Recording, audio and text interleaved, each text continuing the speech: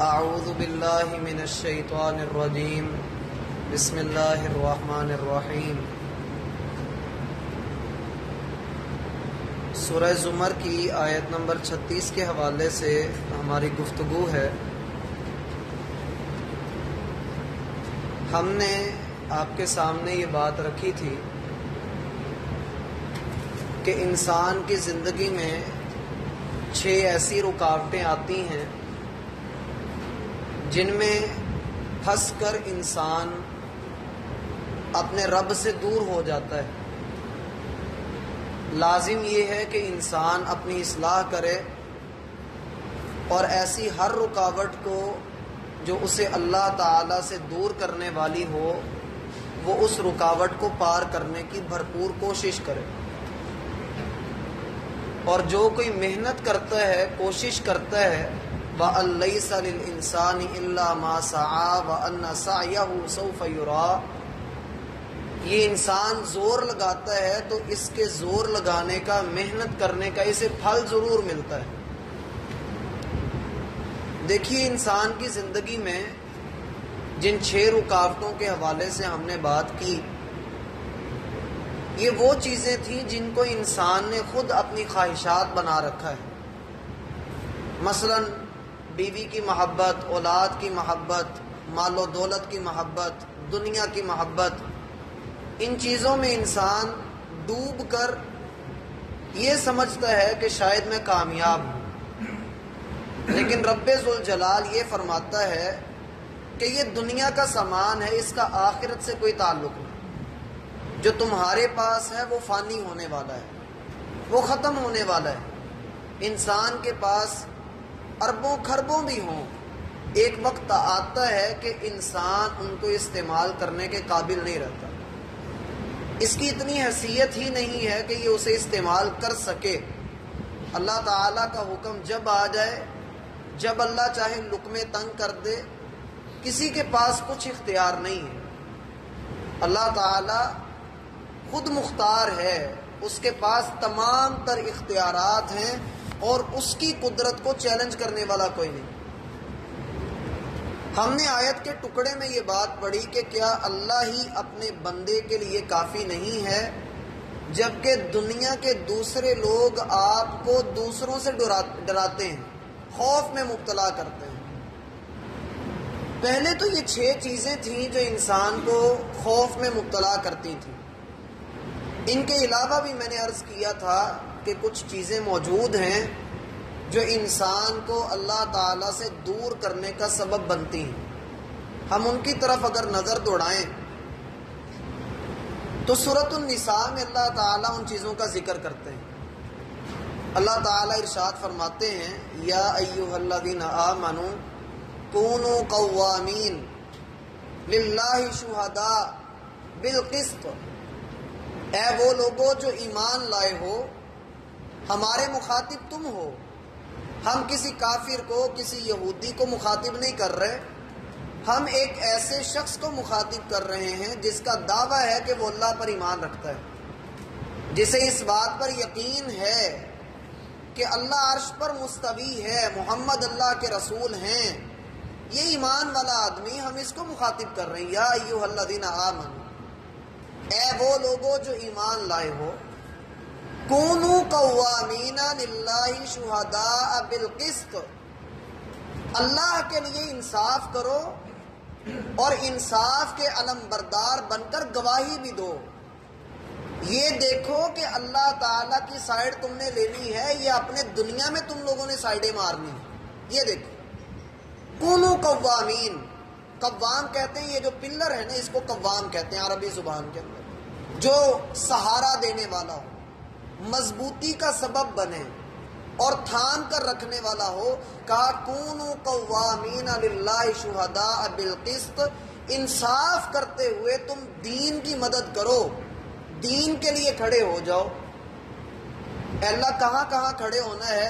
اللہ تعالیٰ نے فرمایا وَلَوْ عَلَىٰ أَنفُسِكُمْ، سب سے پہلے یہ کہ انسان کے سامنے کوئی معاملہ آ جائے، کوئی رسم، کوئی رواج، کوئی عملی اعتبار سے، کوئی علمی اعتبار سے کوئی بھی بات آ جائے، ہر انسان اس میں پہلے اپنا فائدہ دیکھتا ہے۔ کاروبار ہے، معاشرت ہے، تعلیم ہے، دنیا کا کوئی بھی میدان ہے، ہم اس وقت تک میرا بھائی اس میں پاؤں نہیں ڈالتے جب تک ہم اس میں اپنا فائدہ نہ دیکھ لیں۔ ایسا ہے یا نہیں ہے؟ وَلَوْ عَلَىٰ أَنفُسِكُمْ، اگرچہ تمہیں یہ انصاف کرتے ہوئے اپنی جان، اپنے نفس کے خلاف ہی کیوں نہ جانا پڑے، اپنی خواہش کو مارنے کیوں نہ پڑے، تمہارا دل کرتا ہے، تم سمجھتے ہو کہ نماز نہ پڑھنے میں تمہارا فائدہ ہے، لیکن اللہ کے لیے تم نے نماز ادا کرنی ہے تو اپنی خواہش کو دباؤ اور نماز ادا کرو۔ وَلَوْ عَلَىٰ أَنفُسِكُمْ، زکوٰۃ نکالتے ہوئے بندے کو تکلیف ہو رہی ہے، بڑی مشکل سے زکوٰۃ نکالنی ہے، اب اس کا دل نہیں کر رہا، کچھ لوگ ہیلا کرتے ہیں، سال ختم ہونے والا ہوتا ہے اپنی بیوی کو تحفہ دے دیتے ہیں، میں نے بھی بیوی کو تحفہ دے دیا، وہ جب سال پورا ہو جاتا ہے بیوی سے واپس لے لیتے ہیں، بیوی نے امانت مجھے پکڑا دی، بلا وجہ کے ہیلے کرتا ہے۔ اللہ فرماتے ہیں وَلَوْ عَلَىٰ أَنفُسِكُمْ، تجھے پہلے اپنے نفس کے خلاف جانا پڑے تو زکوٰۃ نکال دینا، انصاف کرنا کہ ایک طرف اللہ کا حکم ہے، ایک طرف تیری خواہش ہے۔ اگر تو خواہش کو اونچا درجہ دے رہا ہے تو دیکھ تو کس کو نیچا درجہ دے رہا ہے، تو کس کو نیچا کر رہا ہے۔ تیرا دل کر رہا ہے گانا سننے کو، اور ایک طرف تیرے رب نے تجھے منع کیا ہوا ہے، تو دیکھ تو صحیح کہ تو اپنی جان کے خلاف کوئی فیصلہ کر رہا ہے یا نہیں کر رہا، تو اپنا فائدہ سوچ رہا ہے اور ادھر تو اپنے دین کو خود اپنے ہاتھوں سے تباہ کر رہا ہے۔ اللہ کے لیے انصاف کے نمبردار بن کر مضبوطی کے سبب بنو، یہ نہیں کہ اپنے ہاتھوں سے ہی دین کے بخیے ادھیڑنے شروع کر دے بندہ۔ کام وہ کرنا چاہیے جو بندوں والا ہو، یہ شیطانی کام، انسان کے پاس آ کر شیطان یہی تو چاہتا ہے کہ انسان سے اس کا دین چھین لے، وہ جاتا ہی ادھر ہے جہاں پر اس نے ڈاکہ ڈالنا ہے، وہ کبھی کافر کے پاس تو نہیں نہ جائے گا کہ کافر کے پاس تو پہلے ایمان موجود نہیں ہے، وہ آئے گا تو ایمان والے کے پاس آئے گا، وہ اس خالی گھر میں ڈاکو کبھی بھی نہیں جائے گا جہاں اس کو پتہ کہ یہاں کچھ نہیں ہے، وہ وہیں جائے گا جہاں مال پڑا ہے۔ وَلَوْ عَلَىٰ أَنفُسِكُمْ، میرا بھائی یہ بڑا مشکل کام انسان کو لگتا ہے کہ اپنی خواہشات کے خلاف چلنا، اس کا علاج بھی اللہ نے بتایا قرآن کریم کے اندر، سورۃ المزمل میں اللہ تعالیٰ ارشاد فرماتے ہیں کہ اِنَّ نَاشِئَةَ اللَّيْلِ هِيَ أَشَدُّ وَطْئًا وَأَقْوَمُ قِیلًا، رات کا اٹھنا، رات کے وقت اٹھنا، جاگنا، تہجد کے لیے اٹھنا، یہ بڑا مشقت والا کام ہے، مشکل کام ہے، محنت طلب کام ہے، اس میں انسان کو زور لگانا پڑتا ہے۔ ہِیَ أَشَدُّ وَطْئًا، لیکن اللہ فرماتے ہیں تو اتنا زور لگا کے جب اٹھے گا تو اس سے کئی گنا زیادہ زور تیرے نفس کے اوپر لگ جائے گا کہ وہ خواہش گندی نہیں کرے گا، وہ بری خواہش نہیں کرے گا۔ رات کے وقت اٹھیے، تہجد ادا کیجئے، اور پھر دیکھیے کہ جب نفس جب نیند مانگ رہا ہے آپ اس کو جگا کر رب کے سامنے کھڑا کر رہے ہیں، اور آپ اسے کہہ رہے ہیں کہ اللہ کو سجدہ کر، آپ اسے جھکا رہے ہیں، اب اس نفس میں اتنی جرت نہیں کہ یہ آپ کو اللہ کی برائی کی طرف لے کر جائے، یہ مالک کی طرف سے گارنٹی ہے کہ تو رات کے وقت اٹھ۔ یا ایھا المزمل، صرف نبی مخاطب نہیں ہے، ہم سب کپڑا لپیٹ کر ہی سوتے ہیں، کہا یا ایھا المزمل، او چادر میں لپٹنے والے، قم اللیل الا قلیلا، رات کے وقت کھڑا ہو، بے شک تھوڑا ہی کھڑا ہو جا، نصفہ ہوا وانقص منہ قلیلا، آدھی رات کھڑا ہو جا، چل آدھی سے بھی کم کر لے، اتنا کھڑا ہو جا، او زد علیہ، یا تھوڑا سا زیادہ کر لے، کبھی آدھی رات سے زیادہ اللہ کے لیے جاگ لے، ورتل القرآن ترتیلا، ٹھہر ٹھہر کر قرآن کو پڑھ، ان لک فی النہار سبحا طویلا، دن میں تیرے بڑے کام ہیں، واذکر اسم ربک وتبتل الیہ تبتیلا، اپنے رب کا ذکر کر اور لوگوں سے کٹ کر یکسو ہو کر رات کے اندھیرے میں اللہ کی عبادت کر۔ کس رب کی؟ رب المشرقی والمغرب لا الہ الا ہو، جس کے سوا کوئی معبود نہیں، مشرق اور مغرب کا رب ہے، فاتخذہ وکیلا، اس کو اپنا وکیل بنا لے۔ جب انسان اپنے نفس کو دبانے کے لیے محنت کرے، علاج کرے، تو اللہ شفا بھی دیتا ہے۔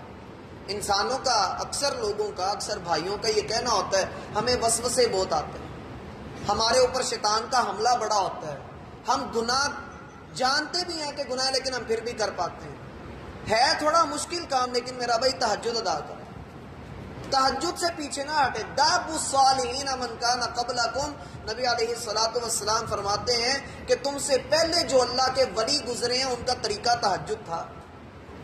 یہ شفا دیتی ہے بیماریوں سے، درجات کو جنت میں بلند کرتی ہے اور جہنم سے نجات دلواتی ہے.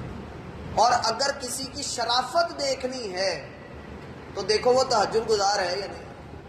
شریف آدمی کی نبی علیہ الصلوۃ والسلام فرماتے ہیں شرف کی، عزت کی، عظمت کی، شرافت کی دلیل ہے کہ بندہ تہجد گزار ہو. وَلَوْ عَلَىٰ أَنفُسِكُمْ، بھائی میرے اگر آپ کو اپنے نفس کے خلاف بھی اللہ کے دین کے بارے میں جانا پڑتا ہے تو اپنی خواہش کو اللہ کے لیے دبا لیجیے. اپنی خواہش کو اللہ کے لیے دبا لیجیے. اس کا دوسرا معنی آسان لفظوں میں یوں کر لیں کہ اللہ کے لیے گناہ کو چھوڑ دیجیے. اللہ کے لیے گناہ کو چھوڑ دیجیے. پھر دیکھیے کہ اللہ تعالیٰ آپ کو دنیا میں ہی اس کا بدلہ دکھائے گا. کائنات کے اندر آج تک ایسا نہیں ہوا کہ کسی نے اللہ کے لیے کوئی گناہ چھوڑا ہو اور اللہ نے اسے دنیا میں بدلہ نہ دیا ہو. آج تک ایسا نہیں ہوا. مثالیں آپ کے سامنے. فاحشہ عورت تھی، اس نے کتے کو پانی پلایا، اللہ نے جنت میں داخل کر دیا. 70 سال سے کفل گناہ کر رہا تھا، آخری وقت میں اللہ کو سجدہ کیا، اللہ نے معاف کر دیا. 100 بندوں کو قتل کیا ہے، توبہ والی بستی کی طرف چل کر جا رہا ہے، اللہ نے معاف کر دیا. اللہ تعالیٰ معاف کرتا ہے، شرط یہ ہے کہ بندہ چل کر آ گئے. وَلَوْ عَلَىٰ أَنفُسِكُمْ، زور لگانا پڑتا ہے. سیدنا صہیب رضی اللہ عنہ مکہ سے جب ہجرت کرنے لگے تو ابو جہل نے روک لیا. کہنے لگا صہیب جب تم ادھر آئے تھے تو تمہارے پاس کچھ بھی نہیں تھا، کنگلے تھے تم، لیکن اب جب یہاں سے جا رہے ہو تمہاری پراپرٹی بھی ہے، تمہارے پاس اتنا اتنا مال بھی ہے. مکے سے کمایا ہوا مال مکے سے باہر نہیں جائے گا. کہو کیا کہتے ہو؟ صہیب نے ایک لمحے کے لیے بھی نہیں سوچا. کہا فلاں جگہ پر گھر ہے، اس کے فلاں کونے میں مال پڑا ہوا ہے، جاؤ جا کر لے لو اور مجھے محمد الرسول اللہ کے پاس مدینہ جانے دو.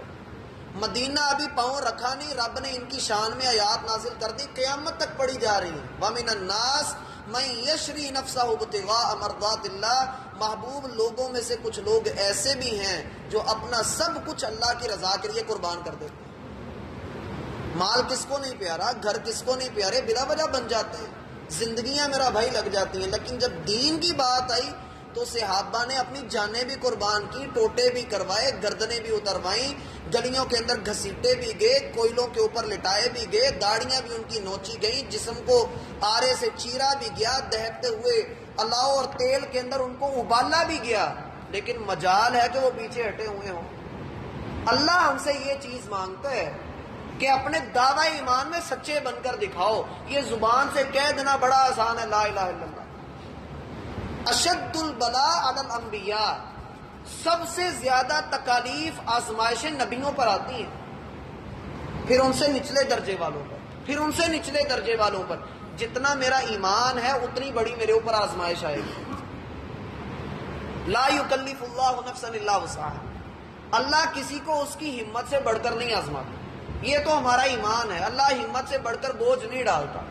اور جب اللہ تعالیٰ بوجھ ڈالتا ہے تو اس کو سہنے کی طاقت بھی دیتا ہے. الم نشرح لک صدرک، ہم نے تیرا سینہ کھول نہیں دیا. ووضعنا عنک وزرک الذی انقض ظہرک، جس بوجھ نے تیری کمر توڑ دی تھی ہم نے بوجھ اٹھانے کی تجھے قوت عطا کی ہے. اللہ نے ہمیں گمراہ پایا تو اللہ نے ہمیں ہدایت دی.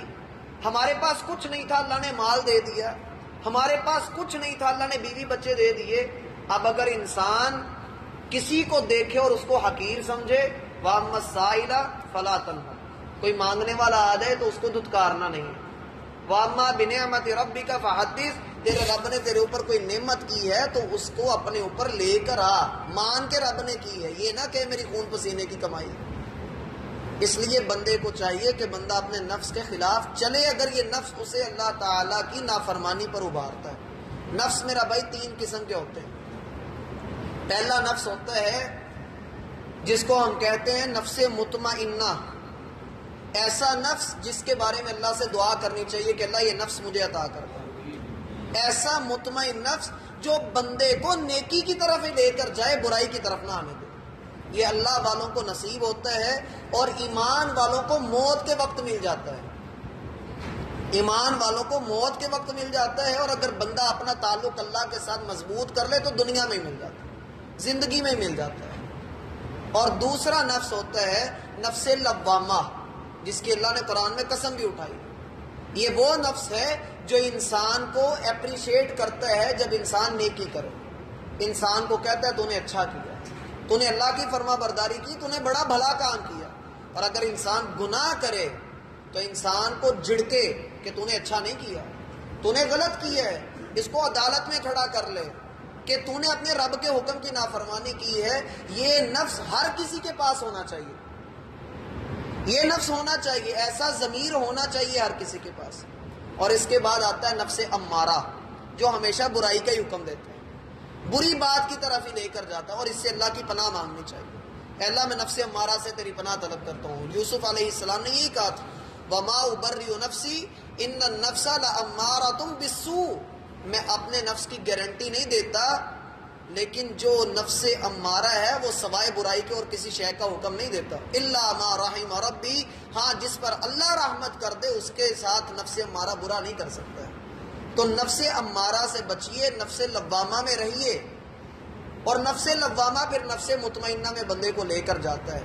ضمیر زندہ ہونا چاہیے، پھر انسان اللہ رب العالمین کو وہ مقام، درجہ، عظمت اور شان دیتا ہے جو اللہ تعالیٰ کو مطلوب ہے انسان سے کہ انسان یہ کرے۔ بقیہ جو رکاوٹیں انسان کے اور اللہ کے درمیان آتی ہیں جن سے انسان ڈرتا ہے، اللہ نے توفیق دی تو انشاءاللہ ہم اپنی اگلی ملاقات میں دیکھیں گے۔ سبحانک اللہم و بحمدک، اشہد ان لا الہ الا انت، استغفرک و اتوب۔ اعوذ باللہ